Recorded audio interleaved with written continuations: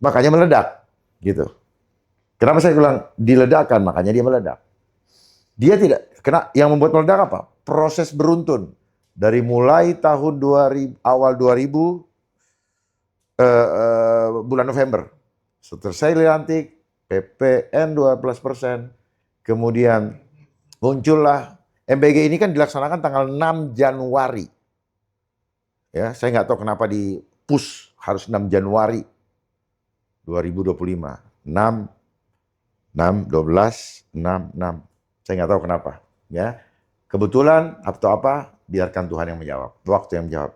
Terus, ya, apalagi tabung, ya, dibuatlah kanalisasi sekat-sekat. Muncullah harus pakai NPWP, satu orang hanya boleh satu. Ini apa ini, ngatur-ngatur rakyat.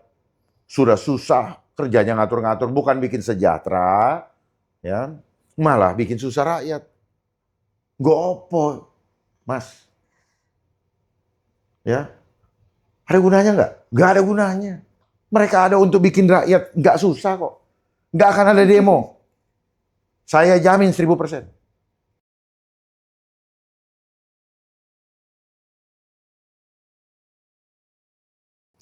Kira-kira ada program apa lagi nggak selain MBG yang akan dilokalisasi merupakan yang mandatori dari mereka? Setelah MBG, next apa Pak? Digitalisasi.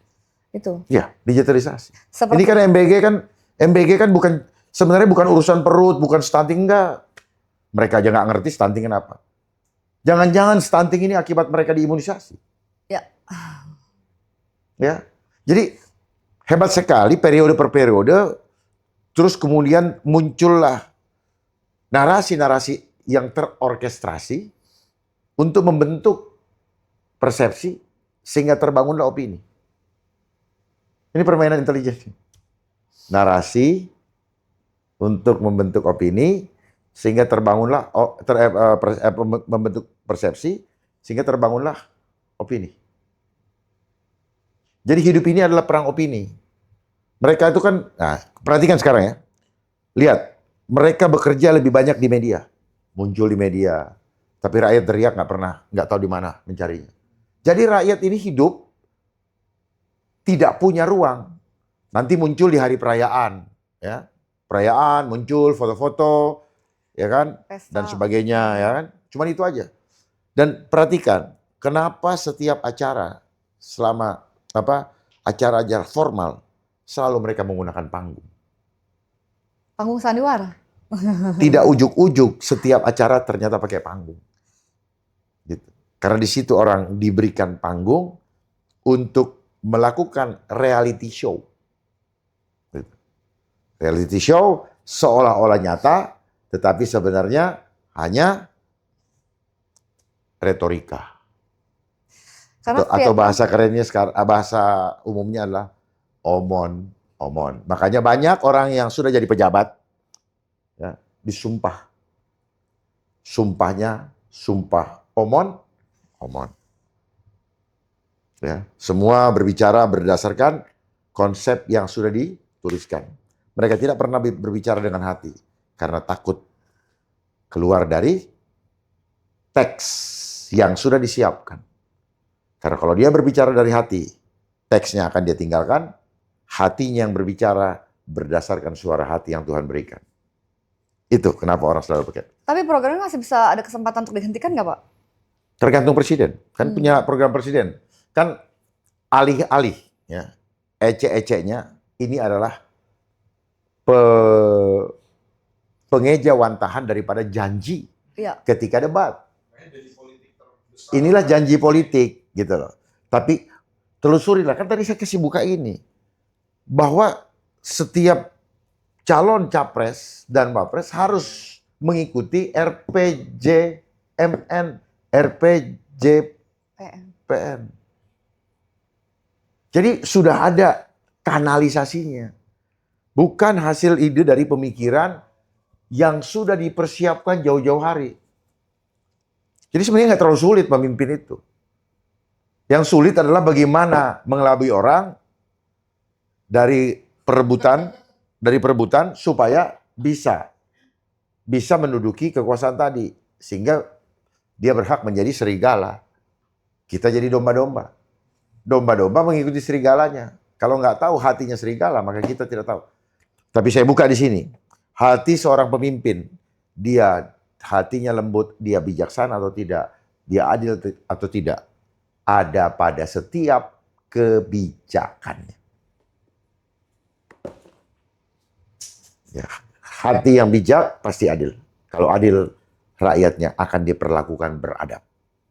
Dan rakyat tidak bisa dihitung dengan data yang menggunakan angka. Karena itu berhubungan dengan nyawa, jiwa. Di mana dalam tubuh kita ada 50 triliun entitas yang masing-masing itu terhubung dengan sang ilah, pemiliknya. Dia hidup. Makanya kelihatan di casing dalam satu tubuh, kepala, leher, dada, tangan kanan kiri, perut, kaki. Tetapi semua digerakkan oleh entitas-entitas yang kita sebut dengan sel. Gitu. Makanya kalau tangan luka, dia akan nutup sendiri selama selnya masih beroperasi, masih berfungsi dengan optimal. Yang tidak disebut oleh mereka yang jualan obat kena gula. Nah, padahal gula terjadi akibat rusaknya organ-organ, entah itu liver, entah itu ginjal, dan sebagainya yang tidak mampu mendetoksifikasi seluruh makanan yang mengandung gula, racun-racun, ya, bahkan racun pikiran, itu. Mereka tidak mampu dan jadi gula. Jadi tidak selalu tidak melulu karena makanan. Pikiran itu yang nomor satu. Setuju, karena Pak. orang makan banyak, karena orang itu tidak bisa mengendalikan pikirannya. Jadi memang dalam hidup ini apa? Jangan berpikir parsial, harus bisa melihat secara holistik, komprehensif, terintegrasi. Kenapa orang pengen jadi hedon? Salahkan televisi, jangan banyak iklan. Ya, itu. Jadi saran saya, hentikan program MBG dalam waktu yang sesingkat-singkatnya. Jakarta, 5 Oktober 2025 atas nama Hendra Ngajiroso, Dharma Wongrekun, dan Ibu Mbak Citra. Dan kita ganti dengan program yang membuat rakyat bisa mandiri melalui program mentoring oleh pemerintah kepada rakyat, supaya rakyat yang sedang tertatih-tatih ekonominya, kita topang untuk dia bisa berdiri, sehingga dia mulai bisa berjalan sendiri, dan bahkan dia berlari. Bagaimana caranya? Sangat mudah. Tergantung nawaitunya, tergantung niatnya, tergantung strong political will dari seorang pemimpin yang berhati negarawan. Jangan pernah mengeliminasi orang yang dianggap secara ekonomi kurang. Itulah sejatinya seorang pemimpin. Pemimpin itu adalah bapak, di mana tempat rakyatnya menggantungkan harapannya, bukan justru mengeliminir. Kita lihat begitu banyak orang yang berkelebihan, berlebih-lebih, berturah-turah kalau ini. Punya rumah 30. Ya. Oh, banyak. 30 itu baru sedikit. Ya, coba ada orang yang selalu bilang, saya punya ada apartemen di Kelapa Gading sekian, saya punya ruko sekian. Banyak. Sementara banyak orang yang mau makan satu hari susah. Kenapa bisa terjadi? Salah dia? Enggak salah dia, sistem. Siapa yang dekat dengan ordal, maka dialah yang punya modal. Itulah sistem kapitalis. Siapa yang punya kapital atau punya modal, dia yang boleh hidup. Yang tidak, dia akan tersingkir dan modar. Disitulah rakyat membutuhkan dharma, bukan saya. Orang-orang yang berhati baik, orang yang berhati dermawan. Untuk apa? Dermawan itu bukan berarti dia harus kaya. dia punya ilmu, dia punya hati, bagikan yang berlimpah. Banyak di antara kita begitu banyak hartanya, tetapi hatinya miskin. Sehingga betul-betul apa yang kita rasakan, yang kita lihat terjadi tanggal 25-28 Agustus yang lalu, sesungguhnya itu hanyalah potret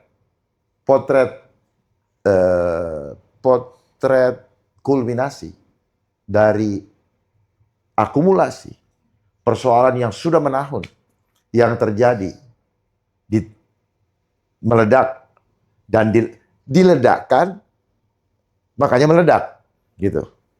Kenapa saya bilang diledakkan, makanya dia meledak. Dia tidak kena, yang membuat meledak apa? Proses beruntun dari mulai tahun 2000, awal 2000 bulan November. Setelah saya dilantik, PPN 12%, kemudian muncullah MBG ini kan dilaksanakan tanggal 6 Januari.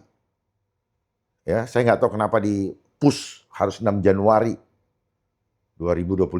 6, 12, 6, 6. Saya nggak tahu kenapa.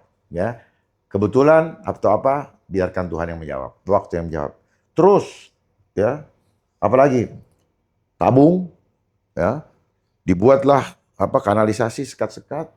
Muncullah harus pakai NPWP, satu orang hanya boleh satu. Ini apa ini, ngatur-ngatur rakyat. Sudah susah kerjanya ngatur-ngatur, bukan bikin sejahtera, ya, malah bikin susah rakyat. Gopo, Mas. Ya, ada gunanya nggak? Nggak ada gunanya. Mereka ada untuk bikin rakyat nggak susah kok. Nggak akan ada demo. Saya jamin 1000%. Demo itu adalah ungkapan gimana kita hidup. Itu. Polisi yang kasihan. Polisi dijadikan keset oleh kekotoran politik. Politik ini yang kotor kok. Gitu. Polisi itu hanya law enforcement, pelaksana daripada hukum yang dibuat oleh yang mau. Isinya rakyat mau ketemu dengan dewan sebagai representatif dari wakil suaranya. Tidak dibuka pintu. Ditaruh polisi. Kan berhadapan wajahnya dengan polisi. Keselnya sama polisi kan. Gitu loh. Ibarat satpam. Sebenarnya nggak beda sama satpam. Satpam disuruh halangin. Nggak. Misalnya gini. Itu wakilku. Aku mau ketemu kan gitu. Nggak boleh Pak begini-begini. Kemarahan ke dalam terlampiaskan ke yang tampak. Kira-kira begitu. Ya. Jadi harus paham. Apakah ini ada permainan intelijen? Ya, saya katakan ada. Baru mau tanya. Saya katakan ada. Ada tujuan besar lain yang sedang disiapkan. Jadi ini bukan masalah sekedar hanya masalah perilaku. Itu adalah segala sesuatu yang digaungkan. Tetapi saya mau berikan pemahaman. Di setiap lembaga permainan yang sama terjadi. Kenapa? Karena tadi yang saya sampaikan. Adikium yang diajarkan sejak kecil, tanamkan di kepala kita, menabunglah untuk hari tua. Seolah-olah kalau kita sudah tua, hidup kita tidak berdaya. Tidak berdaya. Itulah kenapa orang pensiun dibuat ini. Jadi itulah kenapa banyak orang pengen masuk ke pegawai negeri, dipikir nanti bisa gimana. Padahal di pegawai negeri terjadi permainan psikologis yang luar biasa, tidak disadari. Gaji dikasih kecil, kewenangan dikasih besar. Kebutuhan tinggi, daya kreatif negatif mulai muncul. Ya. Yang disebut dengan strategi. Kreatif negatif, yang penting hasil prosesnya kumaha engke. Itu yang terjadi. Ya, mari kita mulai buka diri kita. Kita ada dalam bagian itu. Pernah ada dalam bagian itu. Seperti itu. Kalau kita dulu pernah salah, jangan teruskan kesalahan itu. Kalau kita dulu pernah menjadi pengkhianat, segera keluar. Jangan menjadi pengkhianat sampai Tuhan memanggil kita. Ini adalah kesempatan kita untuk laundry your sin. Mencuci dosa. Bukan sekedar money laundering. Tapi sin laundering juga harus kita kerjakan. Sin laundering. Day by day. Ya, day by day. Reformasi, day by day. Gak perlu bikin tim. Gak perlu bikin aturan. Aturan sudah ada di dalam hati kita. aturan yang dimunculkan, ini adalah konsep homo homini lupus. Manusia suruh mengawasi manusia. Sadar nggak? Manusia yang mengawasi belum tentu lebih baik daripada yang diawasi. Hanya karena dia punya perangkat, dia punya power, dia kerjain orang yang kecil, padahal dia yang brengsek. Ayo kita buktikan. Jadi tidak boleh ada satupun di bangsa ini yang mau yang boleh menindas rakyatnya atas nama aturan, atas nama angka, dan atas nama data untuk kesuksesan agenda 2030. Mari sama-sama rakyat, kita bangkit bersama untuk mempermuliakan Tuhan. Kita hadir di sini bukan di dunia ini, bukan untuk mencari kesenangan pribadi, tetapi kita bersatu. Supaya apa? Supaya nama Tuhan, bukan nama manusia-manusia itu yang ingin mengambil alih kendali Tuhan dalam mengontrol hidup kita. Biarlah hidup kita dikontrol oleh Tuhan. Mulai hari ini mari sama-sama kita buka hati, biarkan jiwa kita dikendalikan hanya oleh ilahi, divine, supaya kita bisa mewujudkan rencana Tuhan di dalam hidup kita yang indah. Jangan lagi kita membuat rencana-rencana sendiri. Karena ketika kita membuat rencana-rencana sendiri, di situ akan terselip hawa nafsu. Karena rencana kita selalu akan berhubungan dengan budgeting. Itulah kenapa banyak di antara kita, saya pun dulu pernah juga keliru karena tidak paham. Sekarang saya buka, saya akan bagikan apapun yang saya miliki dalam sisa waktu hidup saya.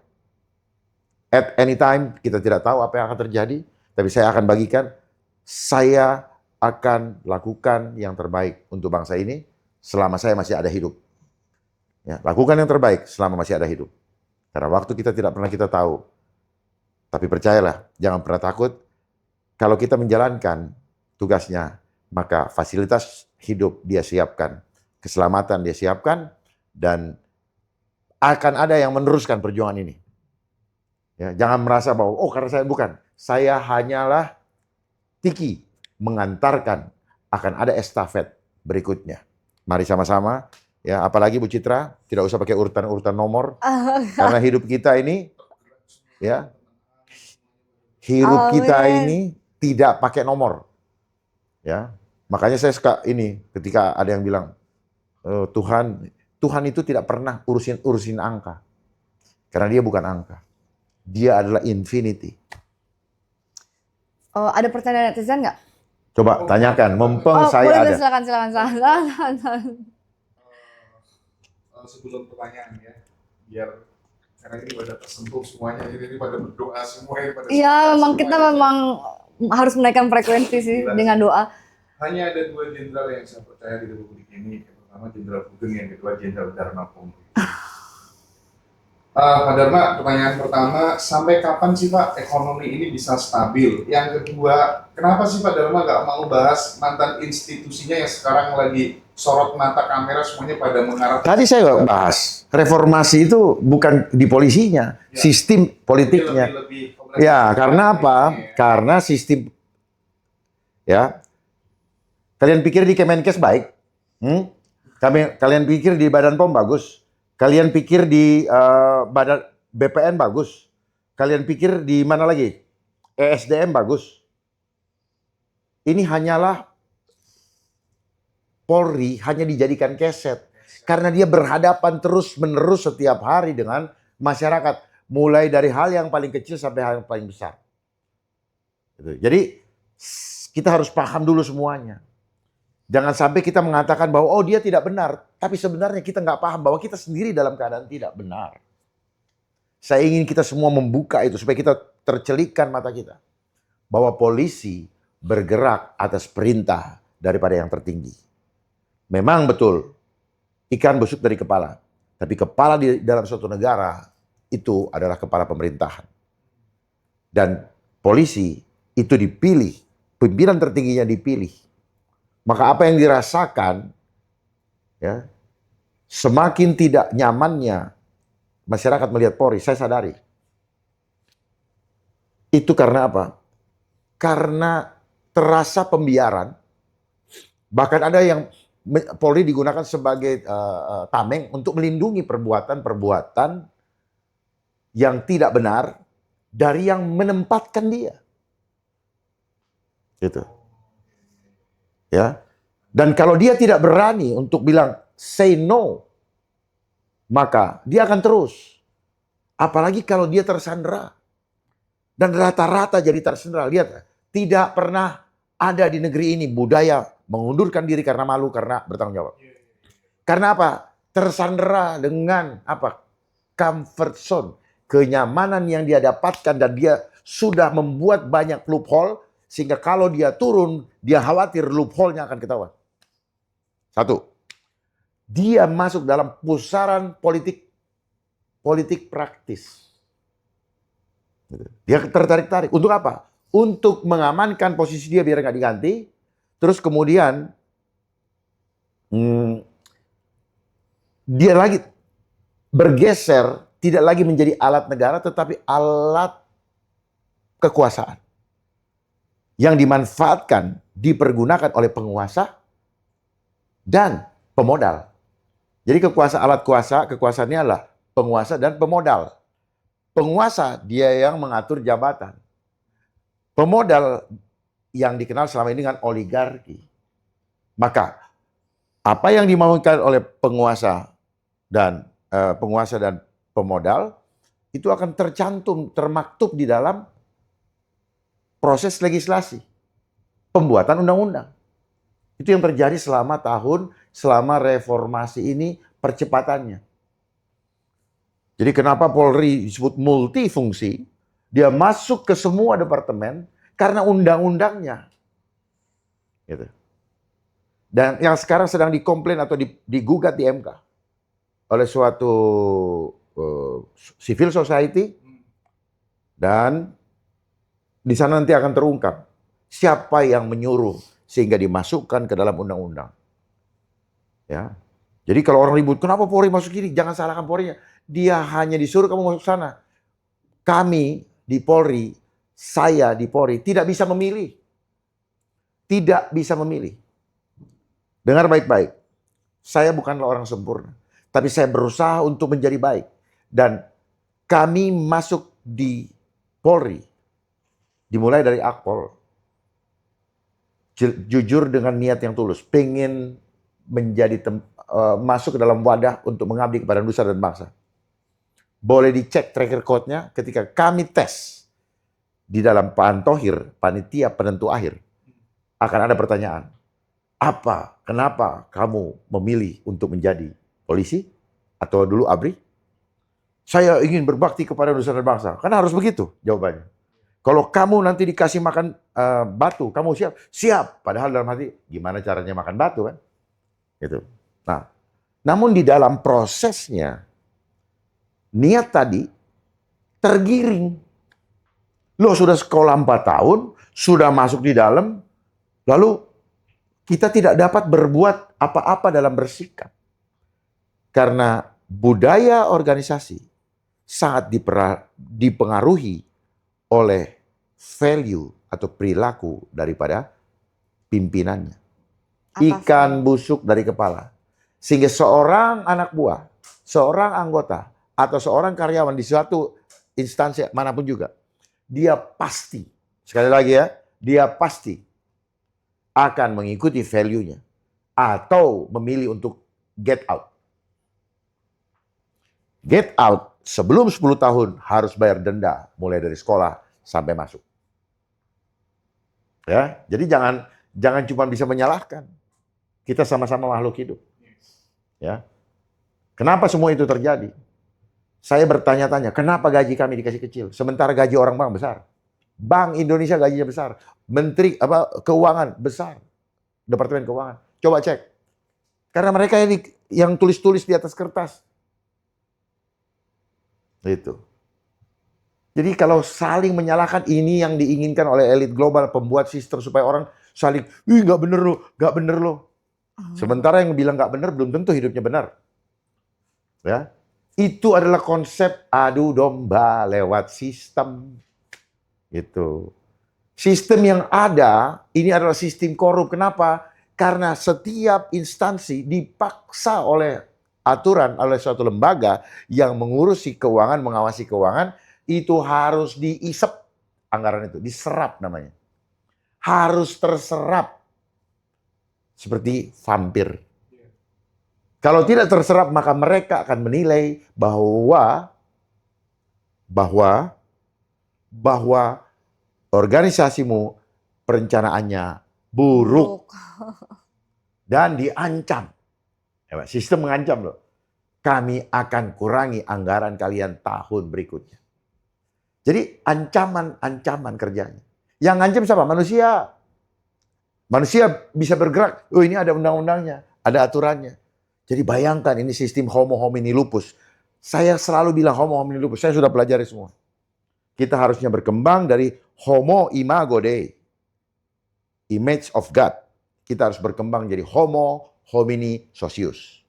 Tetapi giringan daripada sistem Dajjal ini menggiring kita menjadi homo homini lupus. Makanya ada penyakit lupus kan. Homo homini lupus. Dari homo homini lupus kemudian menjadi homo faber. Manusia menjadi makhluk pekerja. Muncullah John D. Rockefeller Foundation. Nah, di fase yang keberapa? Kita digiring muncullah namanya Bill Gates menjadi homo teknologi. Gitu. Supaya paham nih bagaimana manusia bergeser. Di mana mereka suka membuat fase-fase adanya gen. Pre-boomers, boomers, millennium, X generation, millennium, Z generation, alpha generation, beta generation, dan seterusnya nanti. Dan kita akan menuju kepada transgenerasi transhuman. We are human. Mereka sedang proses menjadi transhuman. Dan mereka-mereka yang sedang manggung ini adalah panitianya yang menikmati proses itu dari sudut anggaran. Jadi korupsi akan selalu terjadi. Catat omongan saya. Ekonomi tidak akan semakin membaik. Justru ketika kita di sekolah kita diajarkan hal-hal yang supply and demand, ya, dengan modal sekecil-kecilnya menghasilkan setinggi-tingginya, itu semua ilusi. Karena sistem ini dimainkan oleh mereka. Deflasi, inflasi, sehingga ilmu itu diberikan kepada kita pemahaman, lalu kita nanti ngomong, oh ini toh yang namanya inflasi. Jadi kita teorinya dikasih, ya, isunya dimainkan, ya. Definisinya mereka juga. Kejadiannya, peristiwanya mereka yang bikin. Juga, iya. Oh ini toh namanya. Wah, jadi di situ nanti orang akan jago-jagoan ngomong. Wah, menurut profesor ini, perhatikan, setiap orang berdebat, mereka hanya menggunakan apa kata buku. Ya. Makanya kita tidak pernah mengenal jati diri kita. Jadi diri kita menjadi manusia kopong. Itulah kenapa orang suka dengan uang, karena dia ingin mengisi jiwanya yang kosong dengan materialistis. Sepanjang itu belum sanggup atau belum mampu, dan kita memiliki pemimpin yang tidak memahami ini, maka selama itu, catat omongan saya, peristiwa demi peristiwa yang akan membuat air mata kita keluar, hati kita sakit. Ya, sakit karena kita nggak ikhlas. Itu akan terjadi sampai 2030. Akan terjadi, catat omongan saya. Rekam baik-baik, akan terjadi. Ya. Silakan buka diskusi, silakan buka apa saja. Saya akan datang tanpa referensi. Karena referensi membuat kita tidak bisa berpikir bebas. Tidak bisa mengeluarkan keluar dari apa? Batok kelapa. Ya, katak dalam tempurung. Ya. Lalu kalau keluar dari katak dalam tempurung, mulailah mereka labeling konspirasi. Jadi luar biasanya sistem ini sudah menyiapkan pasukan. Pasukannya mereka siapkan pasukan mindset. Lewat mana? General education. Dia siapkan. Dan kita mau mengikuti dan kita bayar, kita ikutin day by day sampai lulus dan dapat sertifikasi. Terima kasih, kamu sudah menjadi pasukan kami. Dengan 1 lembar ijazah. Kamu sudah menjadi pasukan kami dan dikasih kredo. Ya, dikasih kredo, punya rasa kebanggaan untuk menjadi bersama-sama pasukan seragam untuk diadu dengan orang yang punya pandangan anti mainstream. Dia membuat anti, padahal anti itu wah kayaknya gimana? Enggak, hanya karena berbeda dibilang anti mainstream. Padahal yang berbeda ini dia sudah keluar dari tempurung. Nah, yang seragam ini kerboyang di cucu hidungnya. Tapi apakah saya menyalahkan? Saya nggak menyalahkan. Saya justru karena sangat paham. Ya, keseragaman tadi keseragaman yang banyak membuat mereka menjadi pasukan tidak tertulis daripada penguasa sistem. Paham ya? Ya. Itulah kenapa. Kurang kuat, sewa buzzer. Kurang kuat, pakai influencer. Yang katanya terkenal di televisi, di media.